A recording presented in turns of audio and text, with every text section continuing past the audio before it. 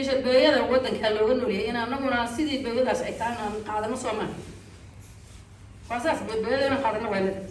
waxaan marka wadanka kan duruufta uga soo cararnay waxa ka jira anagu og halkaan aan nabadgelyo ku haysano waxbarasho ku haysano caafimaad aan ku haysano maxaa la rabaa dadkaana inaan kula noolaano sida iyagu ay rabeen inaan kula noolaano wadankeygana aan ka fakarno wixii aan ku kordhin lahayn iyo waxaan qaban lahayn iyo waxaan u qabsan lahayn dhalinyarada marka waxa laga rabaa kulay maanta nin intiina hadda meeshaan fadhida waa 12 jir 15 jir baa ugu yar 15 jir qolka Soomaaliga markuu soo gaaro waxa loo raadin asaga ama naakaysan jiray ama naag baa lagu dari jiray reerkan asaga horjoogo ahaa hadduu reer baadiyaha hadaan ku dhaamin jiray xoolo aruurin jiray hadduu reer magaal yahayna wuxuu qabsan jiray waxbarasho dhammayn jiray shaqo u dhaqaaqi jiray inuu reer asagoo dhiso waalidkiisana wax taro mustaqbal sameystay buu u dhaqaaqi jiray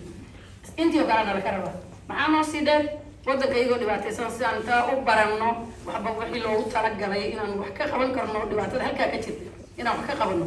inaan wacyigelin u laabno wadankayagii haddaan waxbarasho u kordhin karno haddaan caafimaad u kordhin karno haddaan waxqabad kale u kordhin karno inaan maxay tahay inaan ka fikarno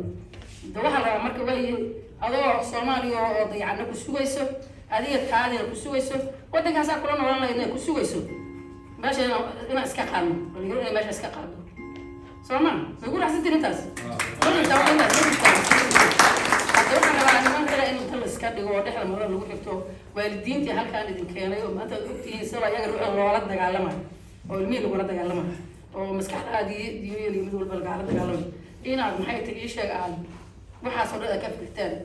oo wacyigaas idin galo oo waalidka meesha iyaga baa walba meesha lagu dhibanayo daba dib kale dinka ku sii kordhisaan hada maalin walba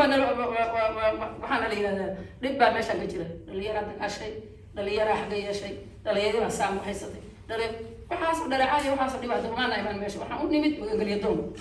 وانا بسي وانا لا شفت فانا سوي برجع بسي هوي بسي وانا لا دكتي بلا يا مخمو